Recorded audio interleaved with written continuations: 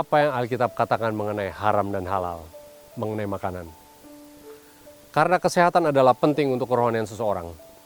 Hal ini bukanlah milik orang Yahudi ataupun orang Muslim, seperti banyak yang orang kira. Tapi konsep ini ada sejak bumi dijadikan, sebelum air bahkan.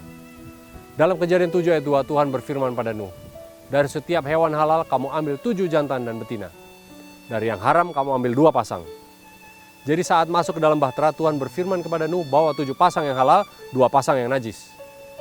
Konsep mengenai haram atau najis dan halal ini sudah ada ratusan tahun, bahkan 1000 tahun sebelum adanya bangsa Yahudi. Haram dan halal secara sederhana berarti ada hewan yang pantas atau yang bersih untuk dimakan, dan ada yang tidak pantas atau unclean, tidak bersih untuk dimakan. Yang tidak pantas kemudian disebut apa? Najis. Sebagaimana dalam tata upacara Yahudi di padang gurun, ada beberapa hal yang lain yang juga disebut najis. Bahkan ketombe pun bisa menjadi hal yang najis, sesuai dengan Alkitab. Pakaian bisa menjadi suatu yang najis. Rumah kita bisa menjadi najis kalau ada bentuk-bentuk jamur. Dan tentu kusta juga bisa menjadi najis. Untuk segala sesuatu yang najis dalam Alkitab ini, selalu ada solusinya untuk mentahirkannya. Satu-satunya kenajisan yang tidak bisa ditahirkan adalah kenajisan binatang itu sendiri. Artinya kenajisan binatang itu tetap untuk selamanya. Apapun yang kita lakukan dengan hewan tidak bisa dihalalkan. Karena itulah keadaan mereka. Babi ya tetap babi. Dan tidak ada yang bisa mentahirkan seekor babi menjadi halal. Tidak ada ayat sama sekali.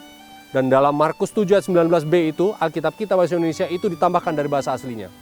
Karena Yesus tidak pernah menyatakan semua makanan itu halal. Periksa sendiri. Hal itu bukan saja di Perjanjian Lama, namun juga di Perjanjian Baru. Dan bahkan sekarang, hanya makanan yang ditetapkan sebagai yang halal adalah sesuai untuk dimakan. Namun izinkan saya untuk lebih lanjut lagi ya.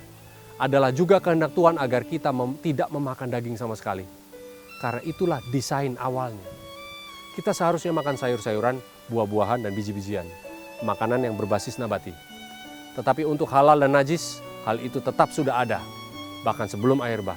Bukan hukum Yahudi dan bukan hukum siapa-siapa. Itu adalah ajaran Alkitab.